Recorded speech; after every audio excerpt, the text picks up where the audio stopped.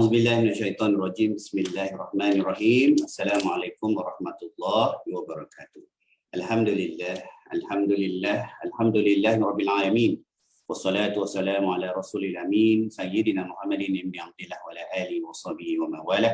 Allahumma shalli ala Muhammad wa ala ali Muhammad kama shallaita ala Ibrahim wa ala ali Ibrahim wa barik ala Muhammad wa ala ali Muhammad kama barakta ala Ibrahim wa ala ali Ibrahim fil alamin innaka Hamidul Majid.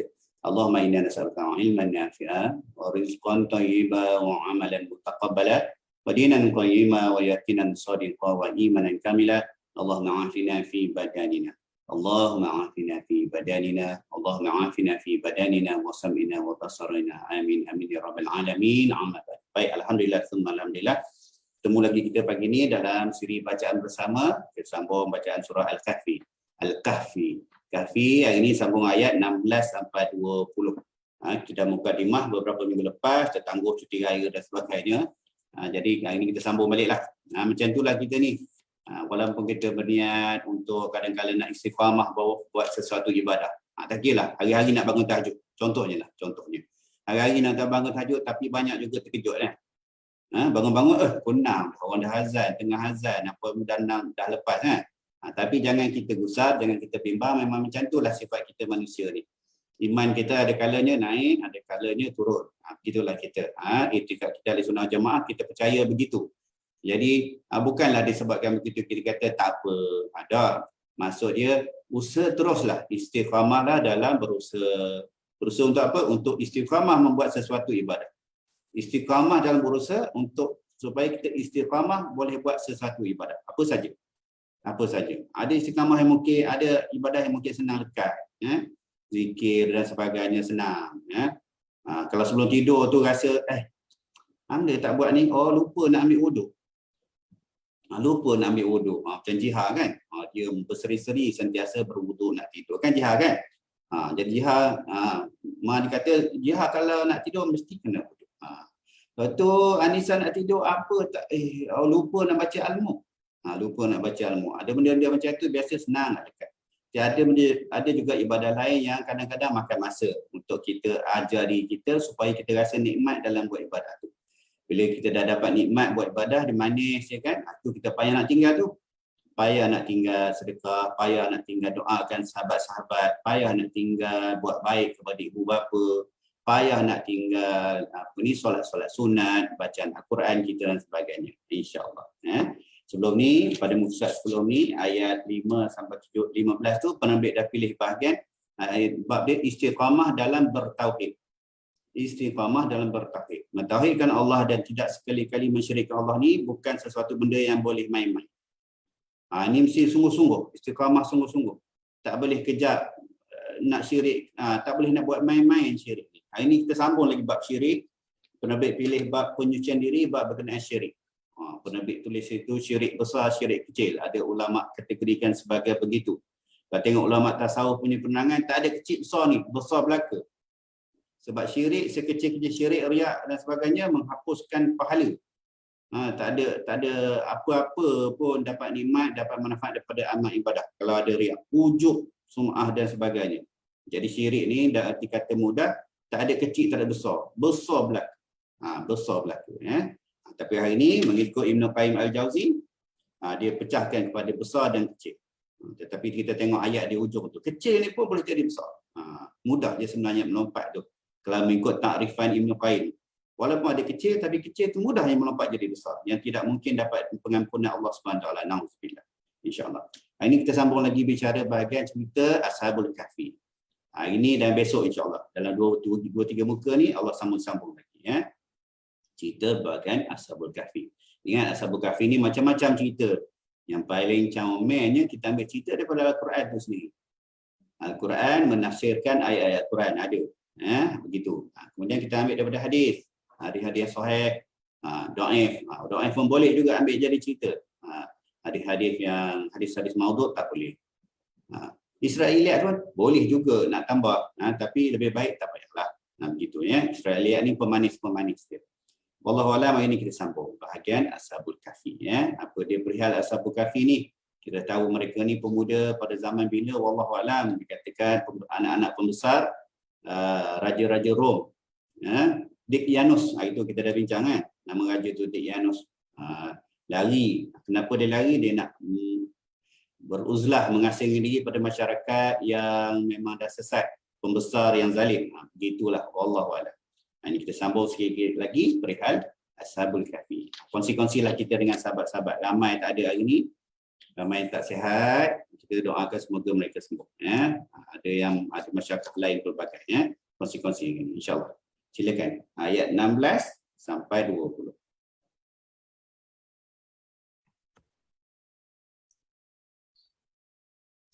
A'udzu billahi minasyaitonir rajim.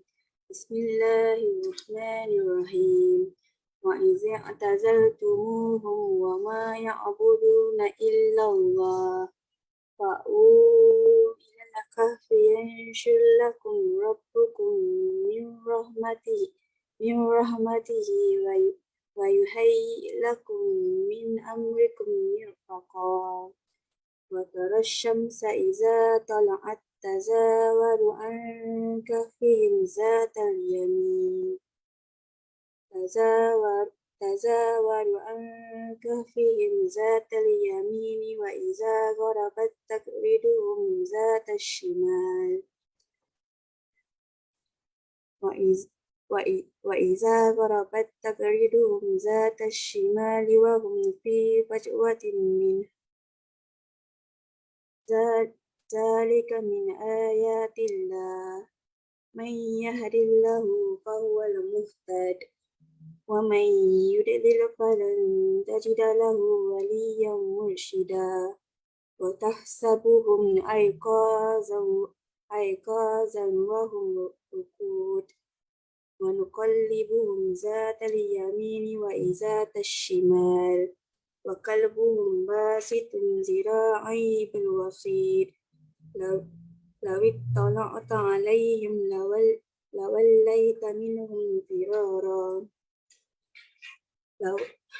Lawallaita minhum firaran walamuli'ta minhum ru'ba. Wa kazalika ba'athnahum liyatasa'alu bainahum. Qala qailun minhum kam labistum. Qalu labithna yawman aw ba'da yawm. Qalu rabbukum a'lamu bima labithtum. Fab'athu ahadakum biwarikikum hazihi ilal madinah.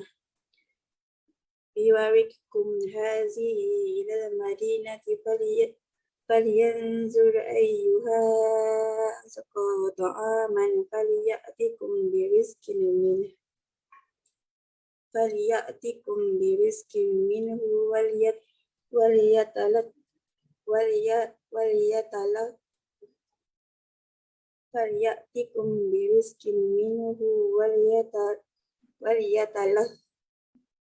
وليتلطف ولا يشعرن بكم أحدا. إنهم إن يظهروا عليكم يرجموكم أو يعيدوكم في ملتهم ولن تفلحوا إذا أبدا. صدق الله العظيم.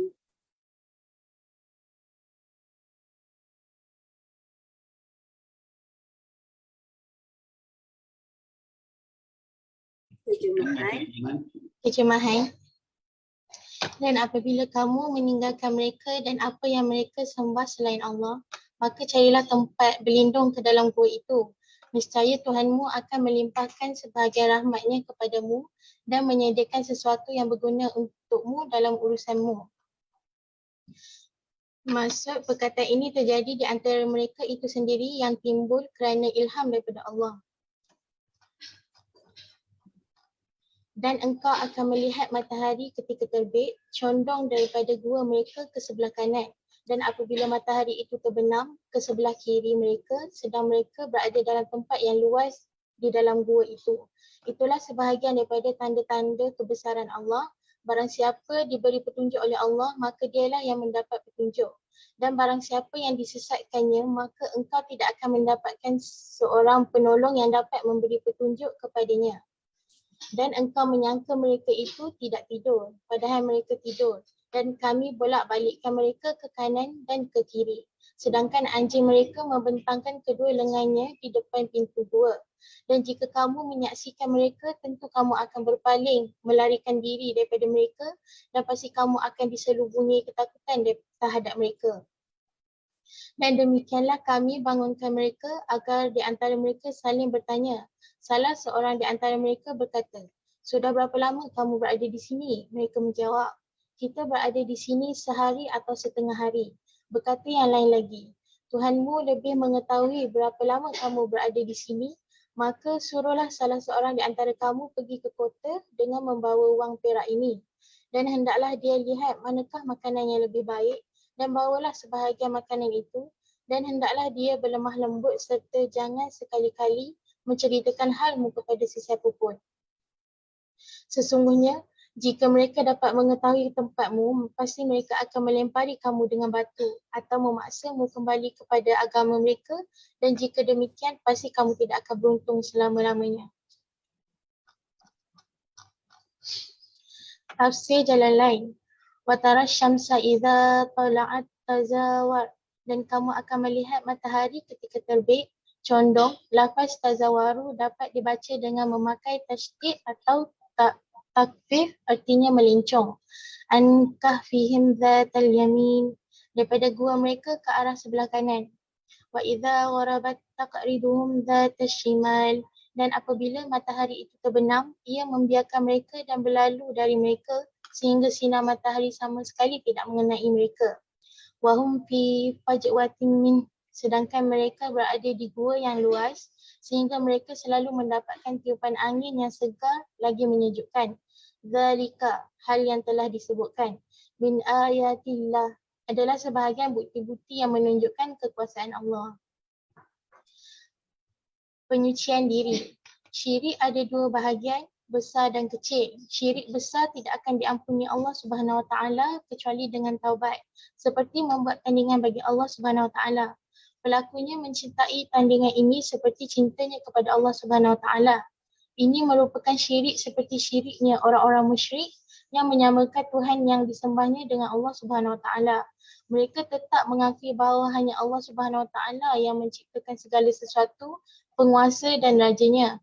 Mereka juga tahu bahawa Tuhan yang disembah mereka selain daripada Allah Subhanahu Wa Taala tidak mampu mencipta, memberi rezeki, menghidupkan dan mematikan.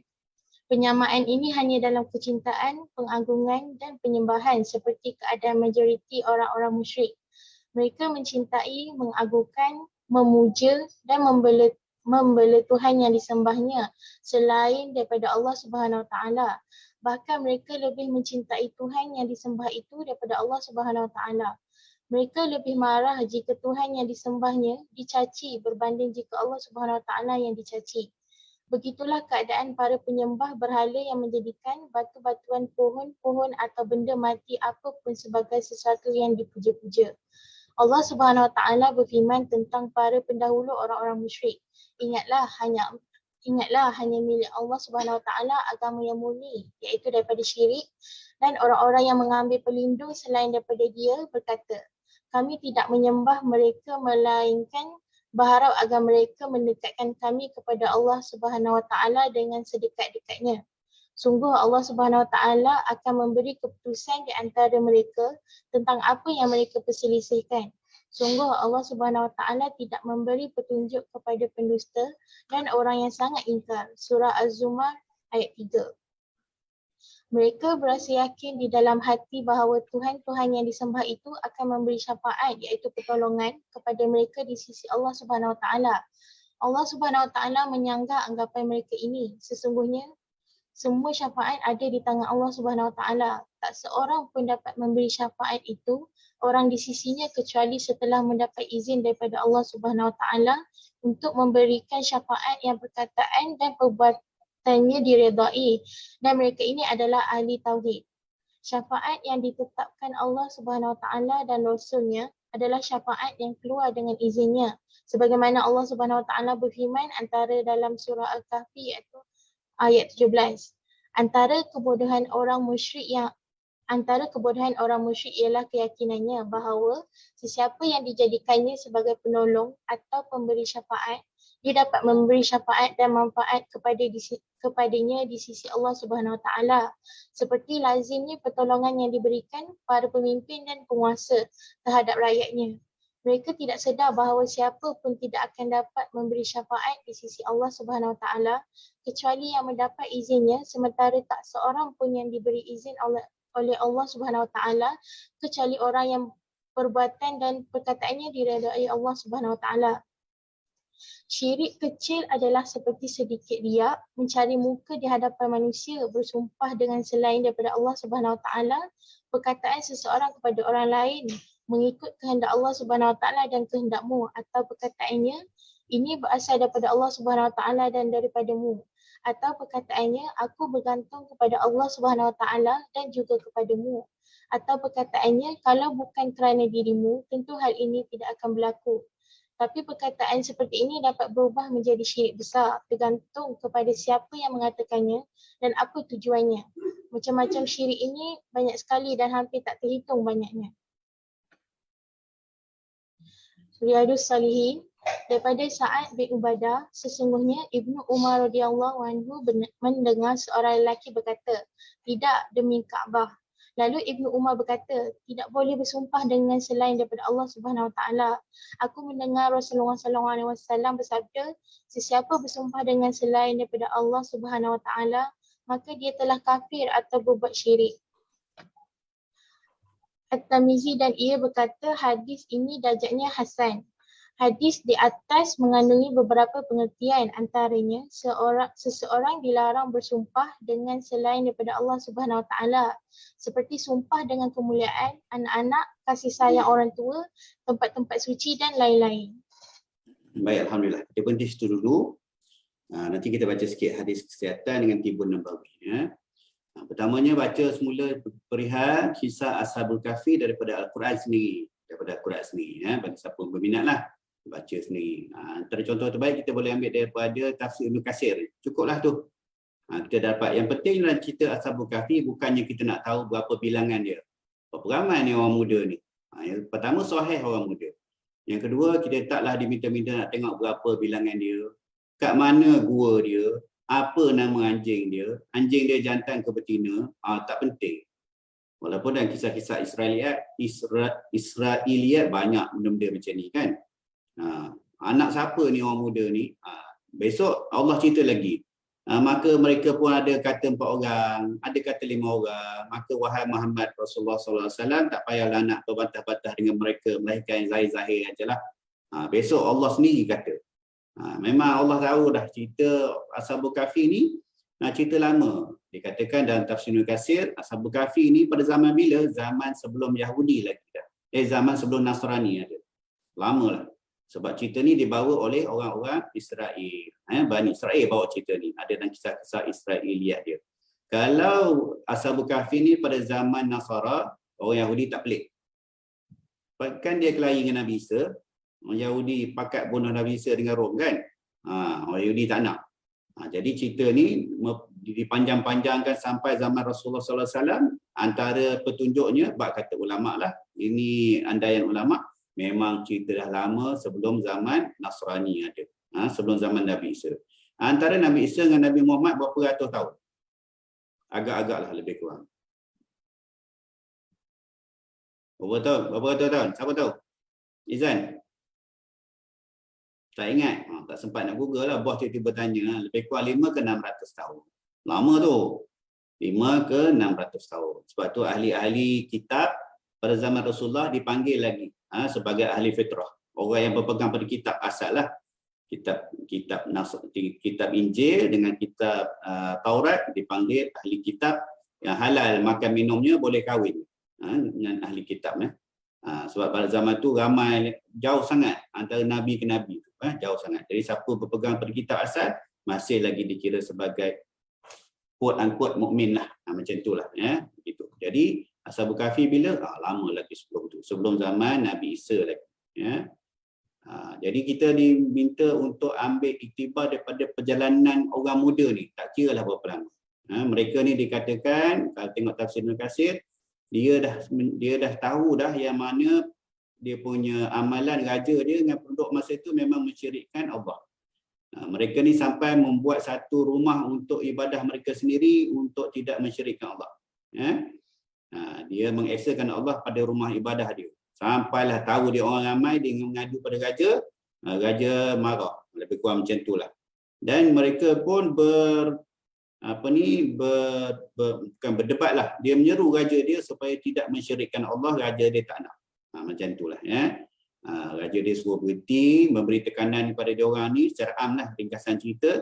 Sampailah mungkin nak tangkap begitu, rajanya dibutakan mata. Dibutakan mata bukan buta tak nampak, tapi mereka ni dihilangkan daripada pandangan penguasa. Lari. Mereka ni Allah bagi kelebihan sikit. Dihilangkan daripada pandangan penguasa, dapat lari beruzlah di dalam gua. Banyaklah iktibar pengajaran boleh ambil daripada perjalanan cerita ni ya. Uzlah tu ulama-ulama tasawuf kata, kalaulah kita berada pada satu zaman ataupun berada pada satu kaum, pada satu kelompok manusia yang mana kerja dia maksiat semata-mata, kawan baik kita lah, kawan-kawan kita, ahli keluarga kita, jalan dia jalan maksiat saja. Kat rumah karaoke, dalam kereta melalak, tak ada mengaji kat rumah, Al-Quran tak pernah baca, tak ada lah, tak ada benda apa semua. Maksudnya kita diminta mengasingkan dia, keluar uzlah, keluar daripada masyarakat, keluar daripada kelompok kawan-kawan tu, cari kelompok yang lebih baik. Ini antara benda-benda asas lah kita boleh ambil daripada pengajaran Ashabul Kahfi. Banyak lagi.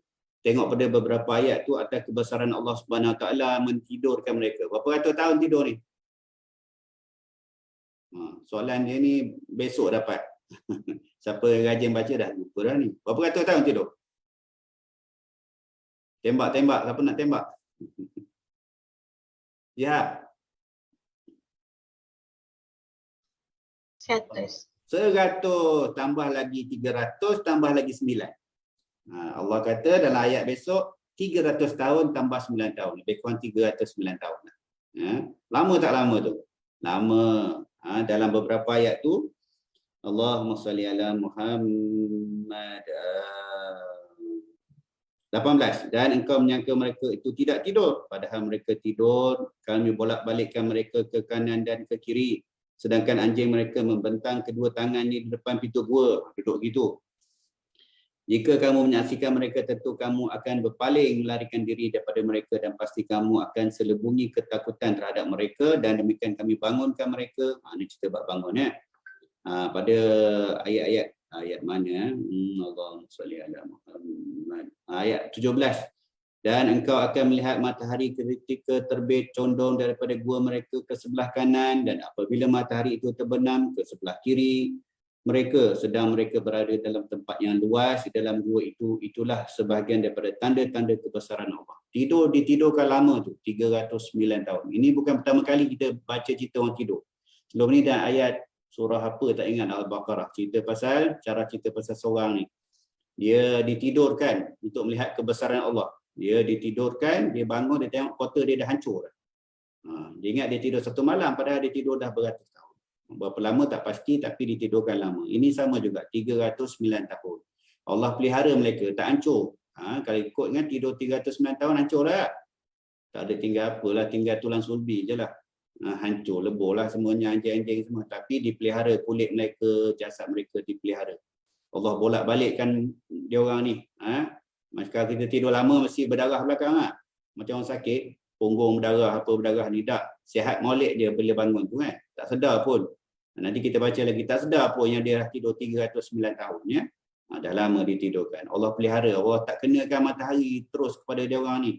Dikatakan gua ni menghadap utara. Macam mengatakan begitulah. Gua ni menghadap utara. Jadi matahari timbul daripada timur, tak kena tepat masuk dalam gua. Tenggelam pun barat, tak tepat masuk dalam pintu gua. Gitulah. Cahaya masih ada. Wallahu a'lam. Sekali lagi kita tidak diminta untuk nak tengok gua ni kat mana. Saya rasa tak salah ada beberapa tempat di dunia ni sekarang semua orang klaim ni gua Ashabul Kahfi. Betul? Nanti cari, besok bagi tahu saya. Kat mana gua Ashabul Kahfi yang orang kata sekarang ni?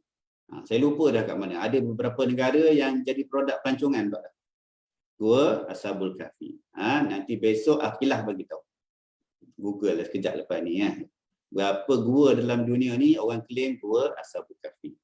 Wallahu a'lam ya. Jadi kita ambil manfaat yang jelas-jelas jelah yang Allah nak ambil, minta kita ambil iktibar daripada perjalanan Ashabul Kahfi. Satu lagi cerita bab syirik, tak mampulah saya nak mensyarahkan betapa pentingnya kita nak mengelakkan perihal syirik. Syirik yang Ibn Qayyim kata yang besar-besar tu senang.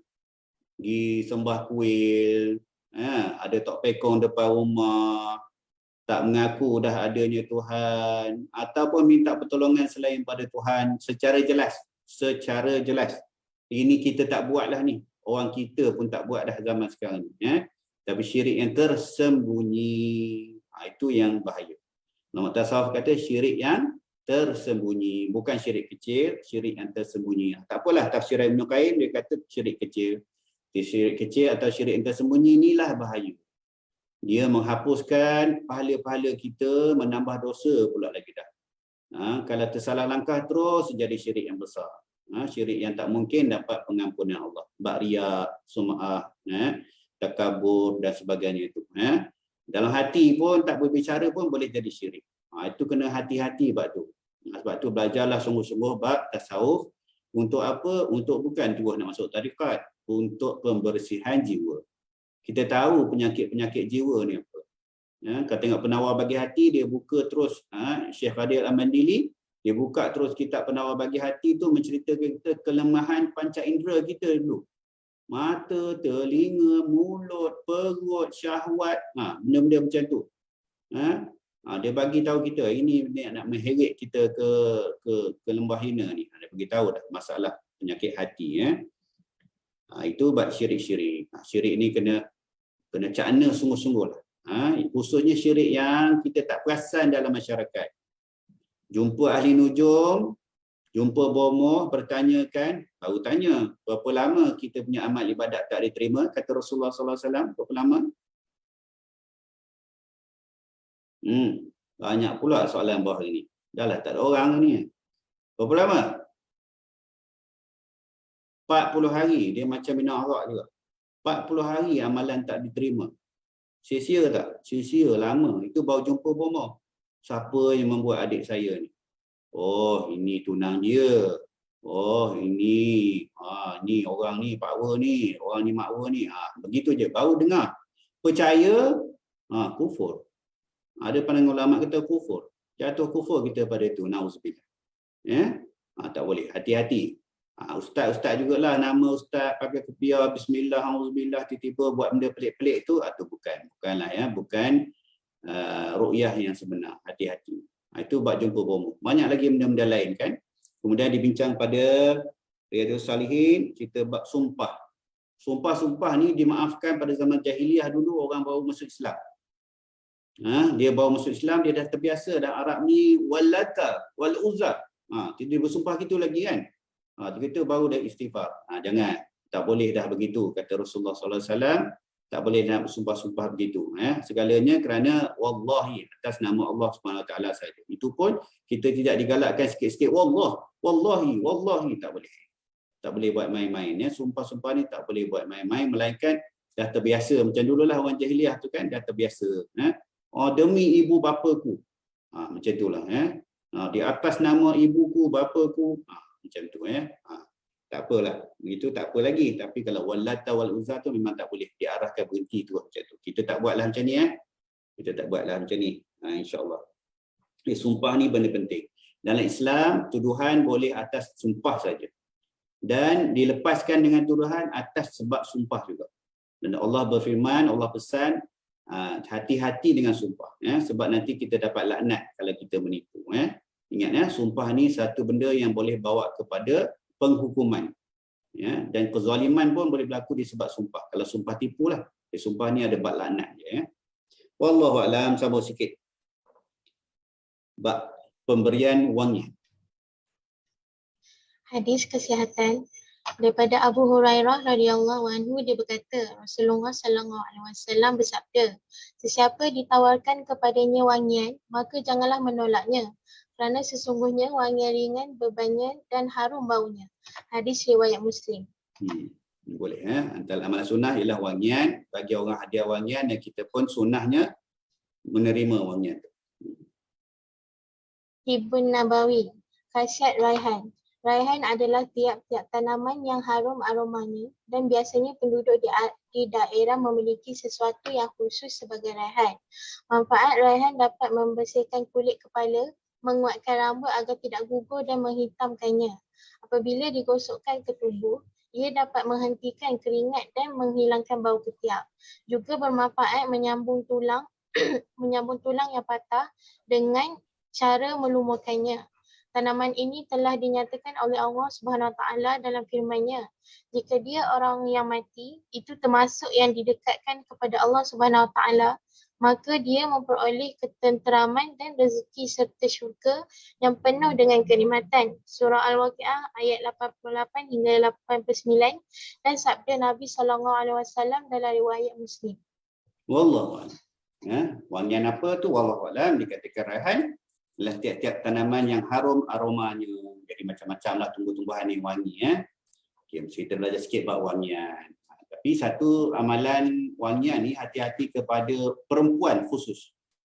Khusus kepada wanita, wangian adalah untuk sekadar perhiasan diri, untuk kita menyegarkan badan dia. Macam tu je. Sebab ada pandangan yang memberi agak syadid sikit, keras sikit, haram perempuan makan wangian di khayalat ramai. Keluar rumah awak tak boleh pakai wangian. Ada satu pandangan fiqh begitu. Mazhab-mazhab Hambali macam tu pandangan orang Arab, Mekah dan sebagainya, perempuan haram pakai wangian. Wangian perempuan di rumah. Untuk mahram saja, untuk suami, adik-adik, ahli keluarga. Awak keluar rumah pakai wangian haram. Satu pandangan. Satu pandangan lagi boleh saja, tapi selagi mana dia tidak menarik perhatian. Sekarang kita nak rasa segar lah. Kalau pakai wangian macam iklan kat TV tu, Ashantel, Izan pun berlari kejap Akilah. Macam tu Macam tu iklan minyak wangi, betul? Betul. So iklan minyak wangi semua untuk menarik perhatian, betul? Fitrah manusia fitrah. Perempuan suka ditengok orang. Orang perempuan suka tengok orang perempuan lain dan komen perempuan lain dulu. Dia tengok lelaki. Dia tengok perempuan lain pakaian hiasan, dia komen dulu. Jaga, itu semua bab dosa. Bab hiasan, hati-hati, hiasan ni salah satu daripada talbis iblis. Tipu daya iblis kepada perempuan. Naluri perempuan nak berhias, betul? Silakan. Harus je berhias. Tetapi jangan lebih dalam perhiasan. Panggil apa lebih tu? Saya lupa dah dalam bahasa Arab ni. Tak boleh berlebih-lebih dalam hiasan sampai menarik perhatian orang. Bab wangian pun sama. Wangian ni hati-hati. Awak tak boleh. Ada satu hadis di mana Rasulullah SAW tengok ada suatu perempuan masuk ke dalam masjid dengan wanginya, dengan hiasannya, dengan apanya, dengan sanggulnya, apa semua. Tak boleh ditegak. Hiasan ni salah satu daripada talbis iblis. Ini kita belajar bab wangian. Memang sunnah untuk kita bagi orang hadiah wangian. Sunnah juga kita tidak menolaknya. Dan sunnah juga kita menggunakan wangian untuk macam-macam lah. Nak bagi wangi ketiak dan sebagainya begitu. Tapi jangan sampai perempuan berpaling lelaki melihat awak disebabkan wangian awak. Dosa. Itu betul.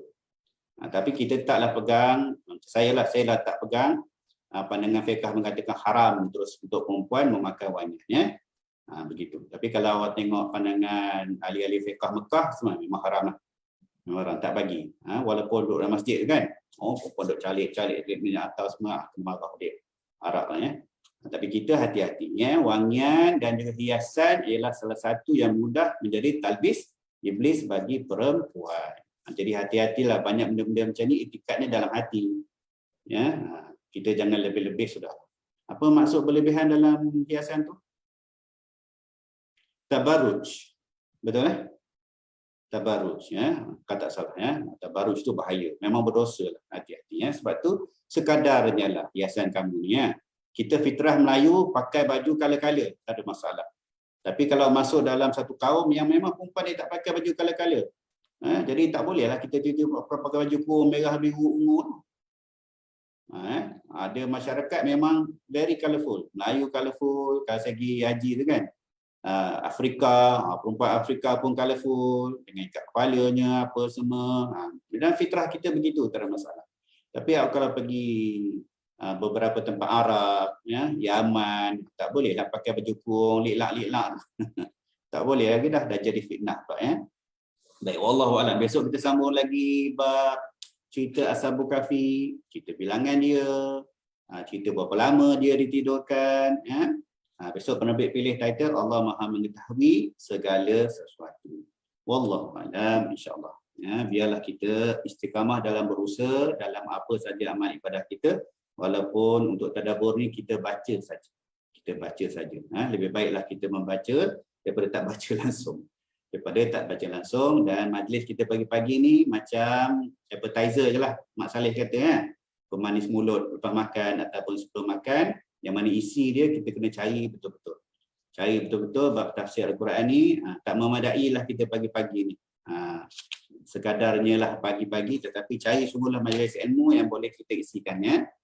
Wallahu a'lam. A'udzubillahi minasyaitonirrajim. Bismillahirrahmanirrahim. Allahumma faqihna fid-din وعلمنا تعويل واهدنا الصراط المستقيم صراط الذين أنعمت عليهم من النبيين والصديقين والشهداء والصالحين وحسن أولئك رفيقا يا أرحم الراحمين يا مصرف القلوب صرف قلوبنا على طاعتك يا مقلب القلوب ثبت قلوبنا على دينك اللهم استر عوراتنا عندك بسترك الجميل وصلى الله على سيدنا محمد على آله وصحبه وبارك وسلم والحمد لله رب العالمين.